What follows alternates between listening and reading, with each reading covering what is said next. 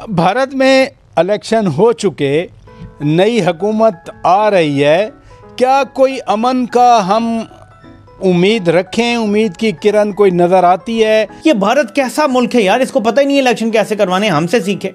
चांद पे मोदी ले गया हिंदुस्तान को, G20 का समिट होस्ट उसने कर दिया है। मतलब कि हिंदुस्तान को एक इंटरनेशनल लेवल पर बहुत एज मिला है इस 2 टेन्योर्स में। यानी इस बात में शक नहीं है कि अभी के भी जो नंबर्स देखे जाएं तो मोदी यकीनन सरकार बनाएंगे और मोदी को तीसरी दफा प्राइम मिनिस्टर देखा जा रहा है, which is now comparable to Jawaharlal Nehru. Italy की प्रधानमंत्री जॉर्जिया मेलोनी ने भी प्रधानमंत्री नरेंद्र मोदी को तीसरी बार सरकार बनाने के लिए बधाई दी। भारत के इलेक्शन की बात करें तो पूरे इंटरनेट पे एक सेंसेशन छाई हुई है, ध्रुव राठी। भाई इतने बड़े दहशतगर्द को मोदी ने कैसे आजाद छोड़ी रखा?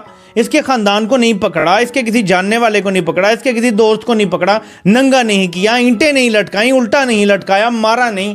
ये कैसा मुल्क है भाई? पाकिस्तान के पास न्यूक्लियर बम है, इंडिया के पास न्यूक्लियर बम है। इंडिया पाकिस्तान को कहता है कि चलिए मुआहदा करते हैं, अगर आप मेरे ऊपर न्यूक्लियर वेपन इस्तेमाल करते हैं तो मैं फिर आपके ऊपर कर सकता हूँ, मगर मैं पहल नहीं करूँगा। इंडिया कहता है मैं साइन करने के लिए तैयार हूँ, मैं कभी न्यूक्लियर वेपन पहला इस्तेमाल नहीं करूँगा आपके खिलाफ।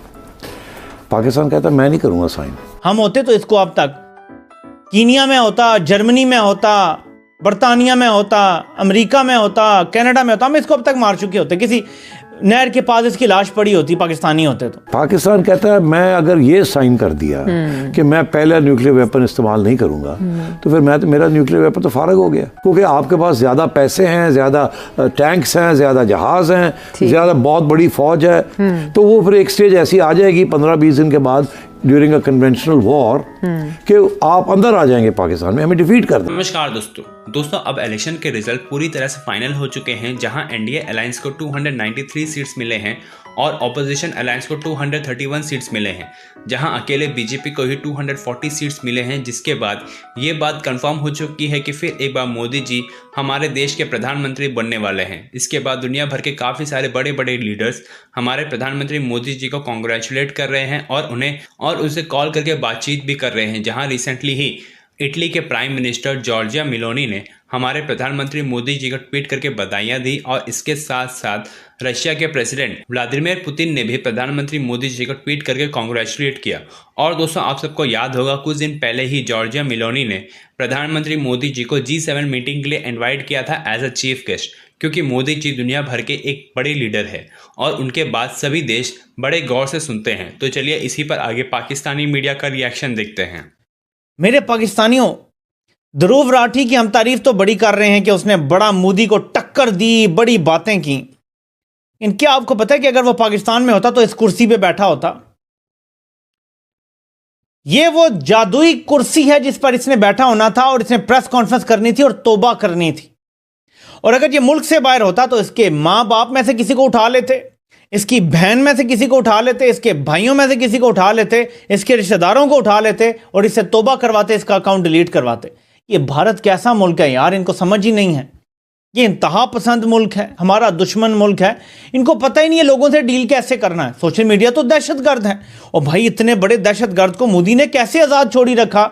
इसके खानदान को नहीं पकड़ा, इसके किसी जानने वाले को नहीं पकड़ा, इसके किसी दोस्त को नहीं पकड़ा, नंगा नहीं किया, ईंटें नहीं लटकाई, उल्टा नहीं लटकाया, मारा नहीं। ये कैसा मुल्क है भाई? हमसे इन्होंने कुछ सीखा नहीं इतने अरसे से।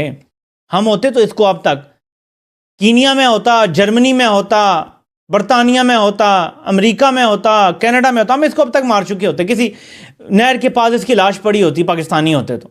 ये कैसा मुल्क है यार कि ये अपने सबसे ताकतवर हुक्मरान के मुकाबले में बोलता रहा, जिसके इंतहा पसंद फॉलोअर्स हैं, और इसको किसी ने ज़बरदस्ती चुप नहीं करवाया।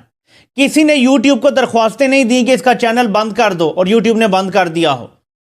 किसी ने इसको डिजिटल दहशतगर्द नहीं कहा। और एक पाकिस्तान में नेतन्याहू के पैरोकार हैं, वो सोशल मीडिया को दहशतगर्द करार देते हैं कि पाकिस्तान के पास न्यूक्लियर बम है, इंडिया के पास न्यूक्लियर बम है। इंडिया पाकिस्तान को कहता है कि चलिए मुआहदा करते हैं कि अगर जो भी हमारे दरमियान में लड़ाई झगड़े होते हैं हम कभी न्यूक्लियर वेपन्स नहीं इस्तेमाल करेंगे, और उसके लिए एक इंटरनेशनल ट्रीटी है जिसे कहते हैं no first strike treaty. Okay, वो क्या है?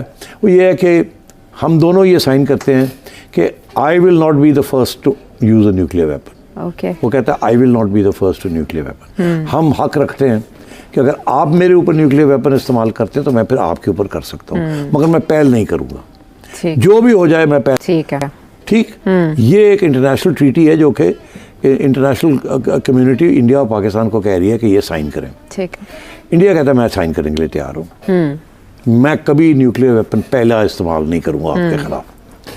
पाकिस्तान कहता है मैं नहीं करूँगा साइन। अच्छा, हाँ, पता आपको? नहीं पता था? नहीं, ये नहीं पता था। पाकिस्तान कहता है मैं अगर ये साइन कर दिया कि मैं पहला न्यूक्लियर वेपन इस्तेमाल नहीं करूँगा तो फिर मेरा न्यूक्लियर वेपन तो फारग हो गया। वो कहते हैं वो कैसे, हमारा भी तो है, हम कह रहे हैं कि नहीं हम नहीं करेंगे, तुम्हारा फारग तो नहीं हुआ, तो आप भी कह दें आप नहीं करेंगे। वो कहते हैं नहीं, मसला ये है कि आपकी जो कन्वेंशनल वेपन्स हैं और जो कन्वेंशनल वेपन्स की सुपीरियॉरिटी है वो है 5-1 या 9-1, ओके, या 3-1 या 4-1। तो आप जब हमारे पे हमला करते हैं तो हम 10-15 दिन के बाद वो हमला पसपा नहीं कर सकते, क्योंकि आपके पास ज़्यादा पैसे हैं, ज़्यादा टैंक्स हैं, ज़्यादा जहाज़ हैं, ज़्यादा बहुत बड़ी फ़ौज है। तो वो फिर एक स्टेज ऐसी आ जाएगी 15-20 दिन के बाद ड्यूरिंग अ कन्वेंशनल वॉर कि आप अंदर आ जाएंगे पाकिस्तान में, हमें डिफीट कर देंगे। ठीक। तो जब ऐसी स्टेज अगर आएगी तो हम न्यूक्लियर वेपन इस्तेमाल करेंगे। ओके। इसलिए हम ये नहीं साइन करेंगे कि हम नहीं करेंगे। ठीक है। हम हक रखते हैं to use it as first strike. तो ये भी वही चीज़ है। अच्छा, अब अगर पता लग जाए कि कांपे टांग रही हैं और आपने न्यूक्लियर वेपन इस्तेमाल नहीं करना, जो भी वजह है, तो फिर उस न्यूक्लियर वेपन की वैल्यू नहीं रहती। ठीक है। वैल्यू रहती है कि जब तक सबको पता हो कि फर्स्ट स्ट्राइक हम कर सकते। In this case nuclear option यही है ना, आप टेक ओवर कर लें। भारत में इलेक्शन हो चुके, नई हुकूमत आ रही है, क्या कोई अमन का हम उम्मीद रखें? उम्मीद की किरण कोई नज़र आती है? क्योंकि नेक टू नेक रिजल्ट्स हैं, या फिर टेंशन बरकरार रहेगी? जी, अब हम कुछ नरमी की तवक्को कर सकते हैं। अच्छा, क्योंकि वो जो एक हवा बनाया गया था नरेंद्र मोदी का, और ये कहा गया कि इस दफा तो वो ऑपोजिशन को सफाई कर देंगे, अब वो नहीं हो सका। वो अब की बार 400 पार का नारा था ना उनका। हाँ, वो नारा था। वो नारा जो है वो वोटरों ने उसको मुस्तरद कर दिया। तो एक कोलिशन गवर्नमेंट होगी, और कोलिशन गवर्नमेंट में भी वैसे नरेंद्र मोदी का इंस्टिंक्ट ये है कि जब भी वो सियासी मुश्किल में होते हैं वो पाकिस्तान के खिलाफ गुफ्तगू शुरू कर देते हैं। तो अभी देखें, इस कैंपेन जो 5 हफ्ते की थी जिसमें वोटिंग हो रही थी, शुरू में तो वो बड़े पूरे एतमाद थे कि शायद वो हर चीज स्वीप कर देंगे, लेकिन जब उन्हें एहसास हुआ कि वोटर उनका साथ नहीं दे रहे तो उन्होंने फिर पाकिस्तान के खिलाफ जो है वो बात करना शुरू कर दी। उनकी जमात ने मुसलमानों के खिलाफ बात करना शुरू कर दी।